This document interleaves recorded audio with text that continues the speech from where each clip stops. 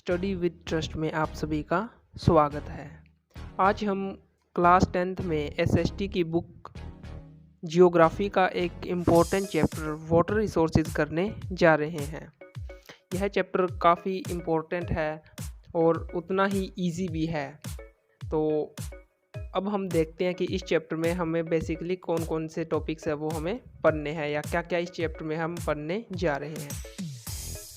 In the chapter 3rd of class 10th geography, we will learn about water resources।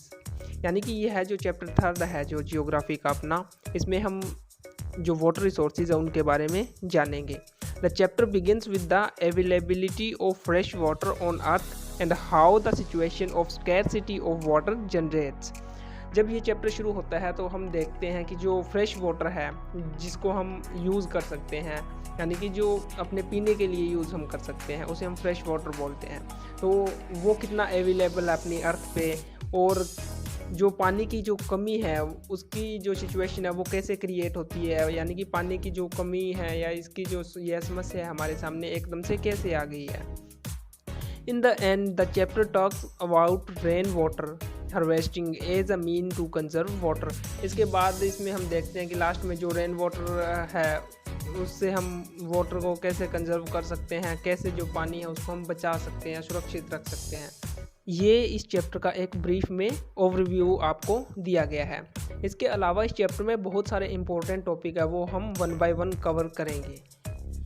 तो सबसे पहले हम जानते हैं वाटर के बारे में।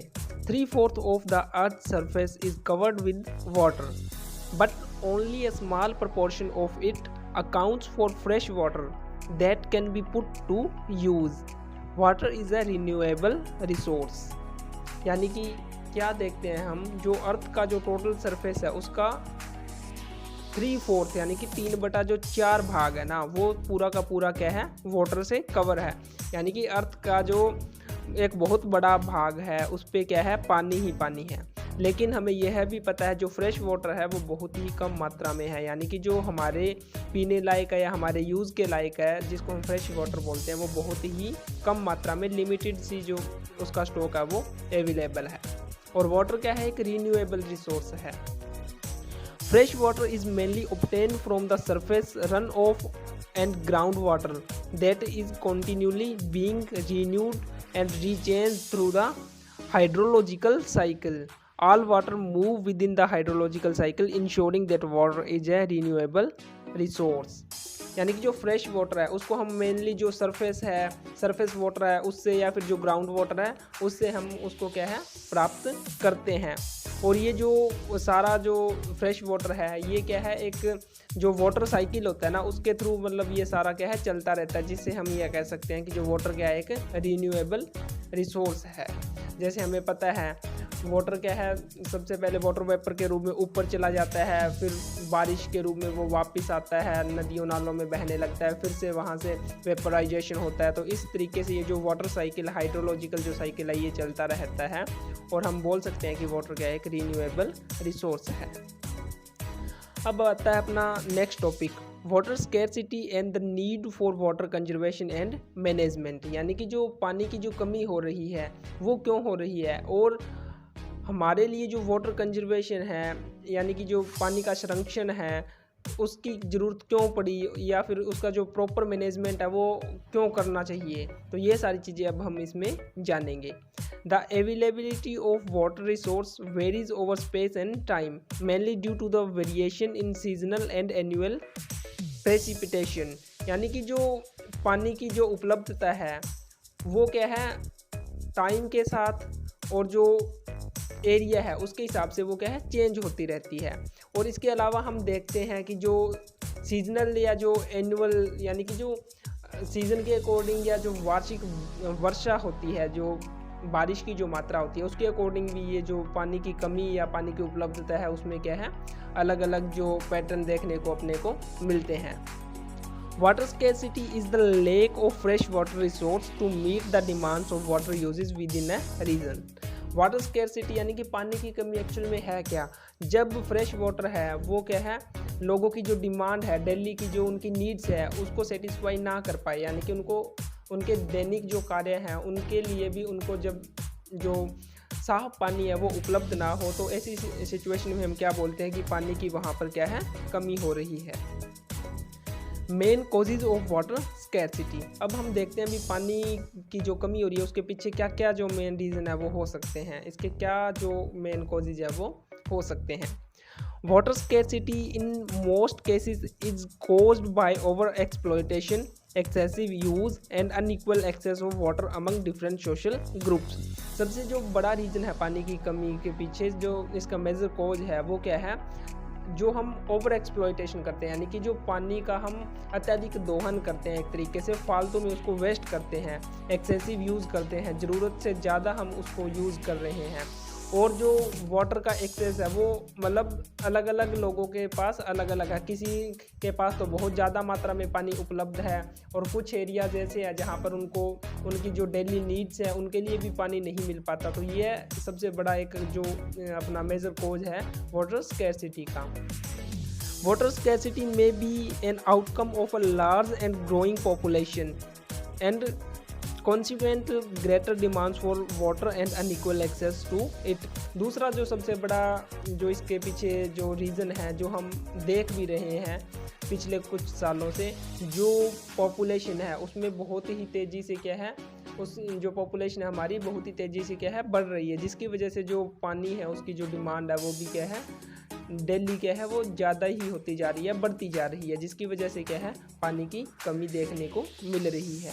To facilitate higher food grain production, water resources are being over-exploited to expand irrigated areas for dry season agriculture। इसके अलावा जो हम एग्रीकल्चर करते हैं, जो हम खेती करते हैं, जो एग्रीकल्चरल प्रैक्टिसेस है उसमें भी जो पानी है वो ज़रूरत से ज़्यादा क्या है यूज़ किया जाता है। यानी कि कुछ एरियाज ऐसे होते हैं जहाँ पर जो फसलें हैं उनको लेने के लिए क्या है पानी का आवश्यकता से ज़्यादा है उसका दोहन है वो किया जाता है। इसकी वजह से क्या है पानी की कमी अपने को देखने को मिलती है। और इसके क्या रीज़न हो सकते हैं, इंटेंसिव इंडस्ट्रियलाइजेशन एंड अर्बनाइजेशन। इसके अलावा जो इंडस्ट्रियल जो प्रैक्टिस होती है, जो इंडस्ट्रीज़ में जो काम चलता रहता है, उनका जो प्रोसेस होता है उसकी वजह से भी जो फ्रेश वाटर है उसकी क्या है कमी देखने को मिलती है। Even if water is sufficiently available to meet the needs of the people, much of it may be polluted by domestic and industrial waste, chemical, pesticides and fertilizers used in agriculture, thus causing the water scarcity। इसके अलावा एक जो चीज़ समझने वाली है वो ये है कि अगर फ्रेश वाटर अवेलेबल भी है, उपलब्ध भी है, तो वो क्या होता है उसको पोल्यूटेड कर देते हैं। इसके पीछे अलग अलग रीजन होते हैं। पोल्यूशन जो वाटर पोल्यूशन होता है उसके पीछे जो डोमेस्टिक वेस्ट है या इंडस्ट्रियल वेस्ट है वो भी होता है। इसके अलावा जो केमिकल्स हैं, पेस्टिसाइड है या फिर जो फर्टिलाइजर्स है, ये सारी की सारी चीज़ें क्या हैं उस वाटर को पोल्यूटेड कर देती है। और जब वाटर पोल्यूटेड हो गया तो वो हमारे किसी भी यूज़ का नहीं रहता। तो ये कुछ मेजर जो कॉजेज़ थे वाटर स्कैरसिटी के वो हमने देखे। इसके बाद आता है जल जीवन mission. The goal of Jal Jeevan Mission is to enable every rural household to get an assured supply of potable piped water at a service level of 55 liters per day regularly on a long-term basis by ensuring the functionality of the tap water connections। यानी कि ये जो जल जीवन mission था ये एक तरीके से किस लिए ये चलाया गया, ताकि जो हर एक जो इंसान है, जो लोग हैं, उन तक क्या है वाटर की अवेलेबिलिटी हो उन तक पानी की क्या है पहुंच हो सके। जो फ्रेश वाटर है, जो साफ़ पीने का पानी है वो उन तक क्या है पहुंच सके। इसलिए यह जो जल जीवन मिशन है वो लाया गया। Need for water conservation. अभी हमने देखा कि जो पानी की कमी है उसके पीछे क्या क्या रीज़न थे और उस चीज़ से क्या क्या प्रॉब्लम्स आ रही थी। अब हम देखते हैं कि जो पानी का जो संरक्षण है उसकी ज़रूरत क्यों पड़ेगी अब अपने को। Sustainable resource management. Conserving water ensures availability for future generations and sustain ecosystem. यानी कि जो सस्टेनेबल रिसोर्स मैनेजमेंट है तो इसके लिए जो पानी है उसको क्या है अपने को बचाना पड़ेगा, क्योंकि अगर पानी को हमने आज संरक्षित नहीं किया, इसको नहीं बचाया गया, तो जो आने वाली जनरेशन्स हैं और जो हमारा जो आगे जो इकोसिस्टम होगा वो दोनों ही क्या है बर्बाद हो जाएंगे। Mitigating water scarcity. Many regions face water scarcity and conservation help balance supply and demand. अब क्या होता है कि कुछ एरियाज ऐसे होते हैं जहाँ पर क्या है पानी की ज़्यादा कमी होती है, जबकि कुछ एरियाज ऐसे होते हैं जहाँ पर सफिशिएंट वाटर अवेलेबल होता है। इसलिए जो वाटर कंजर्वेशन है वो ज़रूरी हो जाता है, जिससे हम क्या है उन एरियाज़ को वाटर सप्लाई कर सकते हैं जहाँ पर पानी की क्या है कमी है। Preserving aquatic ecosystem. Conserve water supports healthy habitats for aquatic plants and animals. यानी कि जो एक्वेटिक इकोसिस्टम है, एक्वेटिक इकोसिस्टम क्या होता है, जो वाटर जो पानी होता है उसके अंदर जो इकोसिस्टम होता है उसको हम क्या बोलते हैं, एक्वेटिक इकोसिस्टम। यानी कि उनको सुरक्षित रखने के लिए भी हमें क्या है जो वाटर कंजर्वेशन है उसकी ज़रूरत है वो पड़ती है। Reducing energy consumptions. Water treatment and distribution consume energy and conserving water lowers the energy demands. इसके अलावा जो एनर्जी कंजम्पशन है उसको रिड्यूस करने के लिए भी जो पानी है उसको संरक्षित रखना ज़रूरी हो जाता है। और क्या क्या इसके पीछे रीज़न हो सकते हैं, agricultural efficiency, economical benefits, addressing the climate change and minimizing the water pollution. ये सारे जो पॉइंट्स हैं वो भी क्या है अपने को किस चीज़ के लिए अपने को मोटिवेट करते हैं, वाटर कंजर्वेशन के लिए।